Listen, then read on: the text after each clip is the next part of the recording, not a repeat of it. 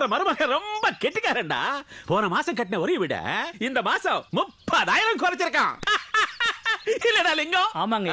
ஏகா உனக்கு ஒன்ற அக்கா பையன் எவ்வளவோ தேவல. பேசாம நீ போய் அவன்கிட்ட அசிஸ்டண்டா சேர்ந்துக்கோ.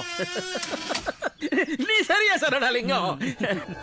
புலி தாத்தா அதென்றா ஆண்டி ஆட்டம் தலையில துண்டு கட்டிட்டு போறேன். அதுவா தாத்தா?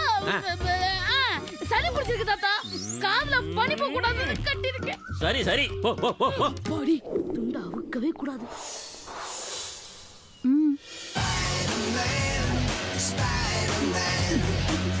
மாமா, நான் பூஜா பேசுறேன். பூஜாவா?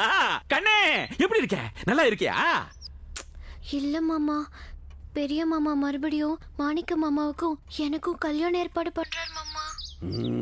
ஆனா எனக்கு இந்த கல்யாணத்துல கொஞ்சம் கூட இஷ்டம் இல்ல மாமா. அம்மா ராத்திரி கனவுல வந்து சின்ன மாமா பையன் தங்கராசுவை கல்யாணம் பண்ணிக்க, உனக்கு அதுதான் நல்லதுன்னு சொன்னாங்க. நான் தங்கராசு மாமாவை தான் கல்யாணம் பண்ணிக்குவேன். பொழுது சாயறதுக்குள்ள நீ என்ற ஊட்ட இருப்ப. நீ கவலைப்படாம இரு கண்ணே, இரு. டேய் ராசா, தங்கராசு என்ற மருமகன் எனக்கு போன் பண்ணி உன்னைத்தான் கண்ணாலம் பண்ணிக்கு வேறு சொல்றாடா.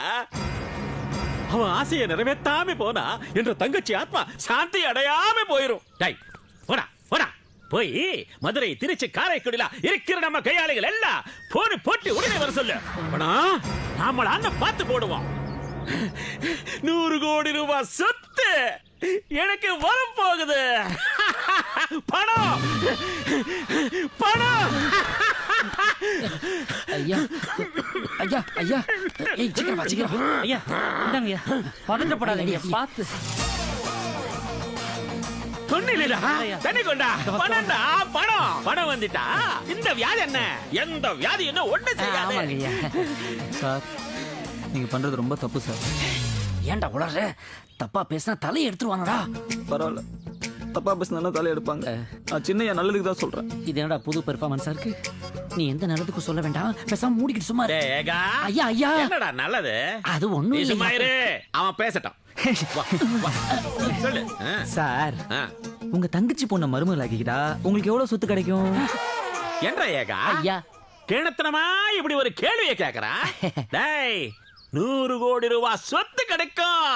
அவ்வளவும் அமெரிக்கா டாலர். அவன் ஏதோ தெரியாம சொல். தெரியாம பேசலாமாமா? தெரிஞ்சுதான் பேசுறேன் சார். கேவலம் 100